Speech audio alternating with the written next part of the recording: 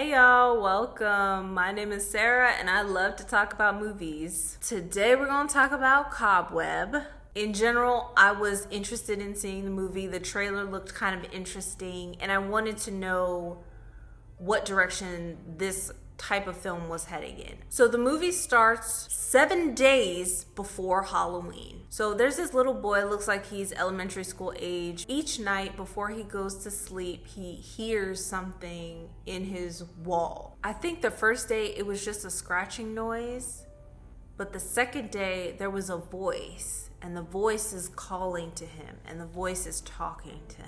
So he gets a substitute teacher the first day that we meet his character. So 7 days before Halloween, new teacher comes in, a substitute. She introduces herself. It's a little awkward between her and the kids because she's new and she's a substitute, and they don't care about substitute teachers. Anyway, she seems very nice, very green, naive or whatever, and she takes an interest in him because he seems to be having a bit of a hard time, no friends, and he's trying to avoid this bully by staying in her class during recess and stuff like that. He tries to tell his parents about it, but they're like, it's all in your head, it's your imagination, you have such a wonderful imagination.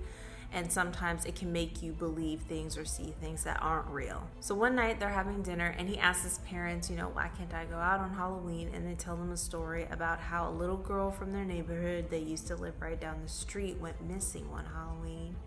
And how for his own good and his own safety, he will not be going out trick-or-treating like everybody else. He ends up drawing a picture that the teacher finds very disturbing, so she decides to go to his house and speak to his parents about it. And his mother is the only one who's home, and they have a very awkward encounter where she shows her the picture and she's like, oh, of course, he has such a vivid imagination, he's such a creative little boy.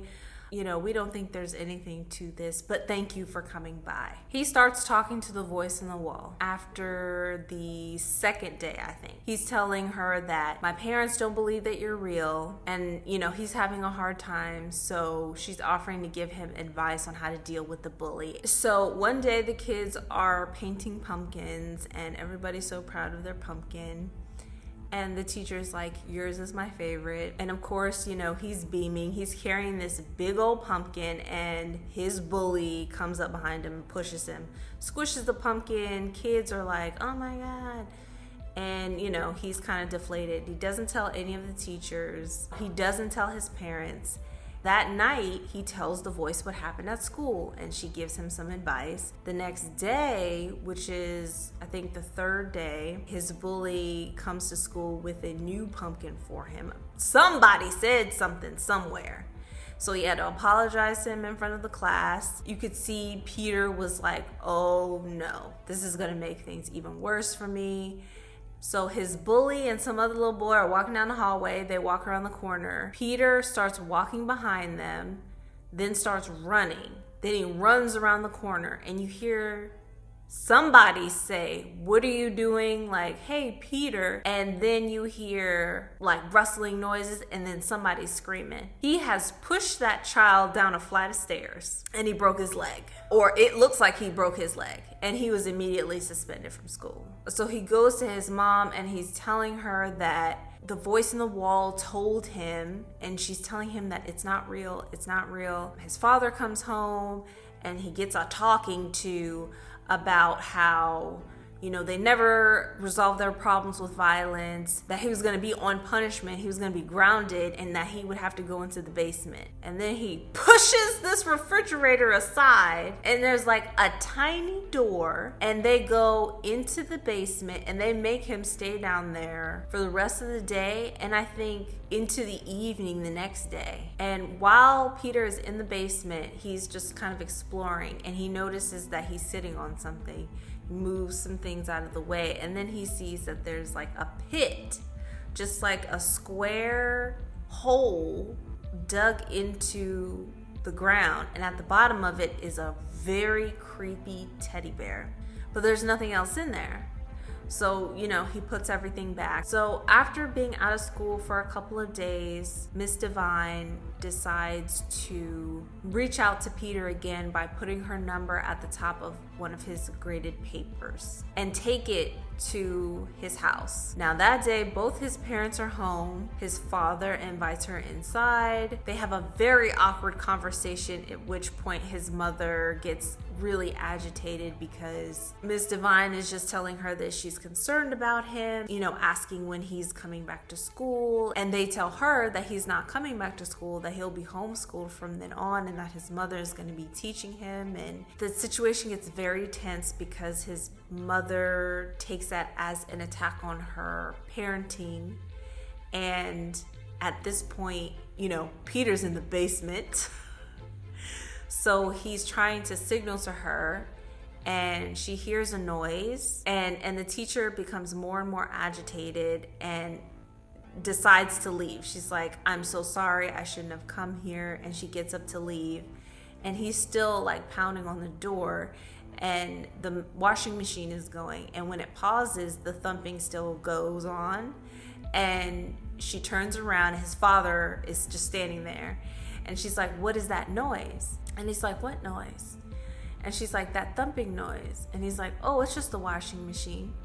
So she's like, okay. And, just walks out, walks to her car, gets in, is basically freaked out. The principal comes to her and is like, did you go to a student's house? You can't do that.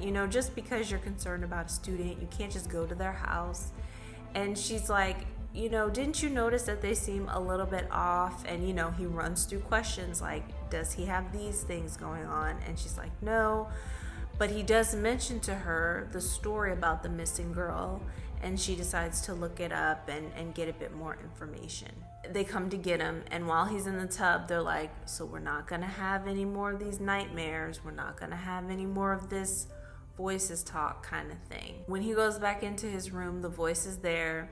And she says to prove to him that she's telling the truth, to go into the backyard and dig around, and he'll find something that proves that she's been telling the truth. So on the 6th day, he goes digging around in the backyard, which is, the whole backyard is covered in pumpkins because they grow pumpkins apparently. He finds a human skull buried in the backyard. In a shallow bit of earth, there's a human skull. His mother is there, and she's like, what are you doing? And then she starts to come downstairs, and he manages to cover it up and hold a pumpkin, and is like, I thought we could carve a pumpkin since I can't go out for Halloween. So after Peter finds the skeleton, the voice reveals that she is his sister, and that she can hear them talking about her and him and how they're going to hurt her, and that she needs his help and needs him to protect her. His mother suddenly comes into his room, notices that the wallpaper is kind of coming away from the wall, and when she looks into it, she can see that there's a hole that goes through the wall and into this space beyond. She's like, what did she tell you? This is impossible. What did she say to you? She appears like super shaken, and she's like leaning against the wall for support, and she's like, wait until your father gets home. And then she like runs down the hall to their room and like closes the door. So on Halloween night, while they're having dinner, his father notices that his mother has used a new ingredient in the stew. And that's when his father realizes that Peter has added an additional ingredient to the stew. He's like, call 911. So she goes to call 911, picks up the phone. The cord is cut. That's when his father starts vomiting blood. And Peter just like jumps up from the table, backs away, starts to run upstairs. His mother follows him. They get into a kind of like wrestle kind of thing, and he pushes her backwards down the stairs. She has a keys that she keeps on her belt. He grabs her keys, and then he goes into this room where there's this huge clock, pushes the clock over, and there's like a small door there, and then he unlocks the door. An arm reaches out of the open tiny door, and Peter becomes so scared that he runs all the way down to his room and hides under his bed. And there's a series of scenes where you basically hear rustling and slight movements that indicate someone is moving from that room down the stairs. The mother's body is dragged out of sight, but you don't see by what. And then the father's body, same thing. Next thing you know, a van has pulled up in front of their house, and inside you can see his bully with his like bandaged leg and everything, and some older boys in this van. And they step out, they put these like trick-or-treat masks on, and they go up to the house and they knock on the door, and they're asking for him. They're like, are you home? Are your parents home? There's like a rustling noise, and the door unlocks and opens, but there's no one. They can't see anyone. So they all come inside and they start breaking stuff and smashing things. One goes upstairs and the other two kind of wander into the house. They're like, what is going on? They see all of this muck and stuff in the kitchen. Next thing you know, somebody gets got. The boy with the broken leg, he slips on the blood in the entryway, falls, hits his head. The one upstairs is like wandering down the hallway and into Peter's room and is like looking in different places, jumping on his bed and stuff.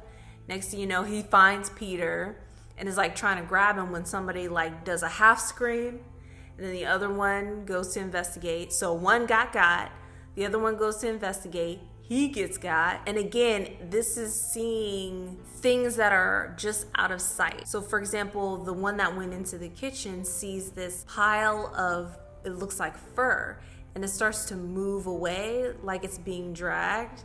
Next thing you know, he's just yanked out of sight. The other one that was in the main living area, he starts to run towards the entryway, and he gets grabbed and like is trying to hold on to the wall. Meanwhile, the bully in the hallway can see him being like picked up and slammed down until he's pulled out of sight. And then next thing you know, the bully gets got too. So then the one that's upstairs goes downstairs to investigate, and Peter like runs across the hall. This guy's screaming. Next thing you know, his teacher is knocking on the door, like asking for him, you know, seeing all of the blood smears and everything, calling for him. And his sister ends up locking him in the wall. She goes to rescue him by like smashing through the wall. His sister goes back through the wall trying to get to him, but she ends up separating them both, dragging him into the basement and taking him down to the pit. So he wakes up with the creepy teddy bear doll with the fangs. She's like crawling into the pit, and you can see her like fully for the first time. She's talking to him in her real voice, which is really scratchy and deep. It's talking about how they reacted when he was born versus when she was born. And then his teacher shows up to rescue him, and his sister goes after her, and he grabs her hair to keep and climbs up it like a creepy fairy tale move. The teacher got a poker and like whooped her ass with that poker, and they pushed her into the pit and closed it and locked it. And then she pulls out this child voice, which is the voice she's been using to speak to him through the wall, and has like her fingers coming up through the grate and is like, don't leave me down here, we're family, you know, you'll never forget me. I don't know if they are flashbacks or flash forwards to him getting ready for bed, because she mentions like, whenever you hear a creak or groan, I'll be there. And that's how the movie ends.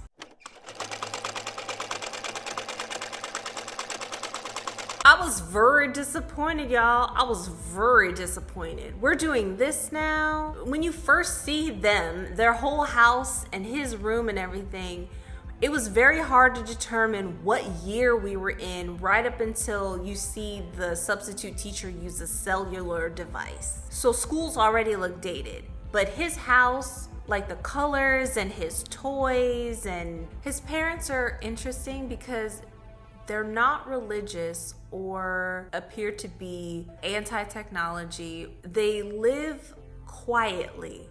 There's no TV. A lot of their references when they speak are older references. And the style of the house, like the color of things, is more dated. Also, do y'all realize that this happened over the course of 7 days? That his sister, using this child's voice, managed to convince him to push a child down a flight of stairs, cut the phone line to prevent his parents from calling 911, which calling 911 is a basic thing. When they teach kids what to do in case of emergencies, you always call 911 for a fire or whatever it is, you call 911. If you're in trouble, you call 911, whatever it is. And to put rat poison, which he knew what it was and he knew what it would do because his father told him when he was putting down the pellets that he's like, what's going to happen to the rats? And he's like, well, he didn't say they're going to die. He just kind of made that motion. And he explained that, we can't have rats running around the house, especially if they're scaring you and, making you have nightmares. None of this makes any sense at all. 7 days. Granted, he did find the skeleton, and when his father made him come out to help him in the garden because some pumpkins had started rotting, the skeleton was gone. But the skeleton was wrong. If the skeleton was supposed to be the skeleton of the little girl that went missing, should have been smaller.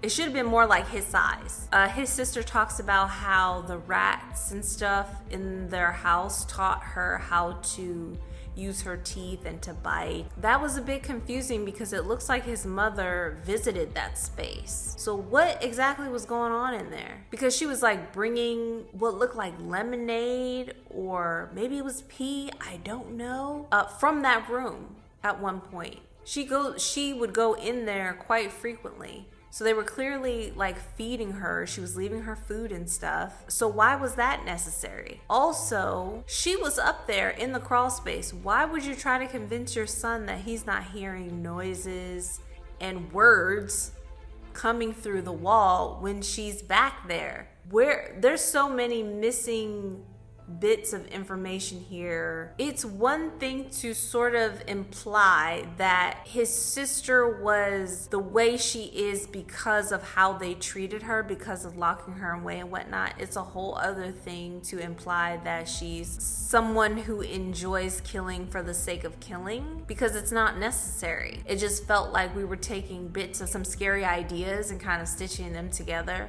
but not in a way that made any sense.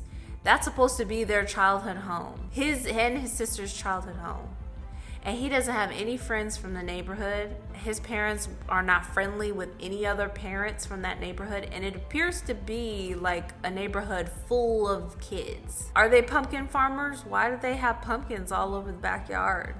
That's weird. Also, his parents kind of remind me of like the Twilight Zone movie or like the Truman Show, where they say that they're married and they are parents, but I could not see any chemistry between the two of them. You know what I mean? They're not affectionate towards each other. You see them sleeping in the same bed at one point because he wakes up from a nightmare and runs in there, and they're both in the same bed.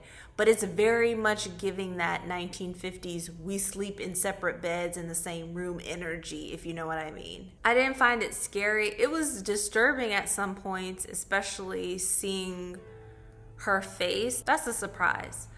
Better than her face looking like that is her voice, being able to make her voice sound like a little girl. Also, her face looks like someone designed that. It looks like some of it is special effects makeup and some of it is CGI. Parts don't move and some parts do move. Everything else about her appears to be proportionate, I guess. But it doesn't appear that she bathes because they show her arms and her hair over and over again, and it's covered in insects and cobwebs and dirt. So much so that in one scene, the little boy who was the bully is like looking around, and all of a sudden these bugs fall on him, and it's because she's somehow holding onto the ceiling and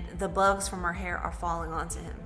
And at this point, she's supposed to be like, I would say a mid-teenager, so like 16, 17 years old. She's not an adult. This could be like her version of a hissy fit. That was another thing. Her hyper flexibility and extreme strength from, I guess, living in the pit so long and learning how to get out of it, and then being in the crawl space in the house has made her very, very strong and very flexible.